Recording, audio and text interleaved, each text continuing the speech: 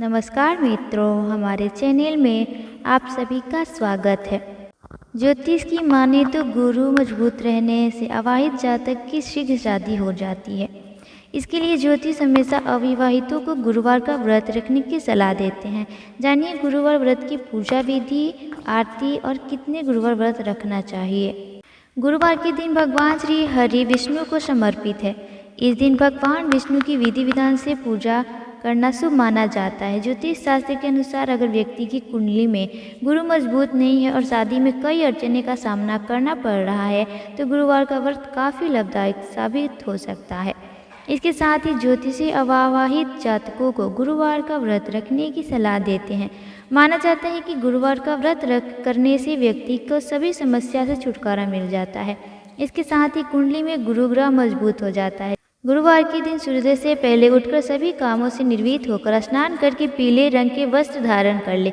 भगवान विष्णु का ध्यान रखते हुए व्रत का संकल्प ले। भगवान बृहस्पति देव की विधि विधान से पूजा करे। भगवान को पीले फल, पीले चंदन के साथ पीले रंग का भोग लगाए।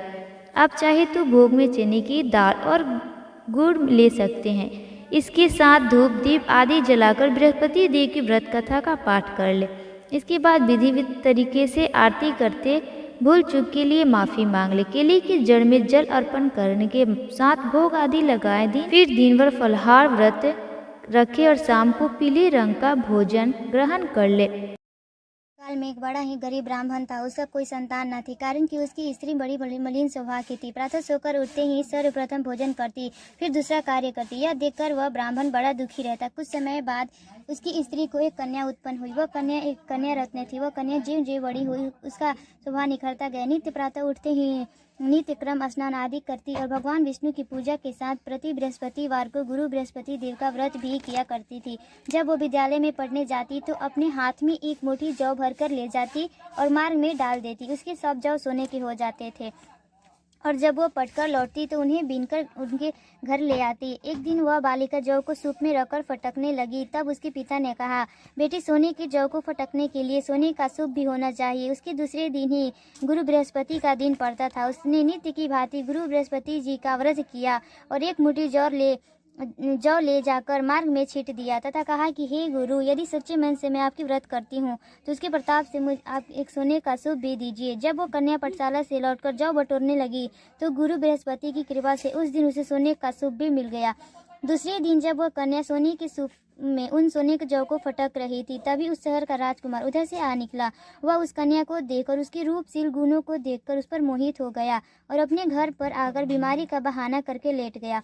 जब यह समाचार उसके माता पिता को मिला तब रानी ने आकर उससे बीमारी का कारण पूछा तो राजकुमार ने बताया कि मुझे कोई रोग या कष्ट नहीं है। मैं केवल यही चाहता हूँ कि जो राज्य कन्या सोने के जौ को सोने के सूप में फटक रही थी उसे मेरा विवाह हो जाए। राजा ने राजकुमार को समझा बुझाकर शांत किया और कहा कि पता लगाकर उसी कन्या से तुम्हारा विवाह कर दूंगा। राजकुमार ने कन्या के घर का पता बतलाया। राजा का मंत्री उस ब्राह्मण के पास गया और सब समाचार कहा। ब्राह्मण ने सविधि अपनी कन्या राजकुमार को दे दी। कन्या के जाते ही ब्राह्मण पूरा दरिद्र हो गया।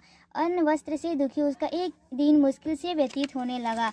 एक दिन वह दुखी पिता अपनी कन्या से भेंट करने गया। पिता की दीनता देखकर कन्या बोली, पिताजी, आप मेरी माता जी को यहाँ लिवा आइए। मैं उनकी युक्ति बतलाऊंगी, जिससे आपकी गरीबी सर्वदा के लिए दूर हो जाएगी। ब्राह्मण घर गया और अपनी पत्नी को कन्या के घर लिवा गया।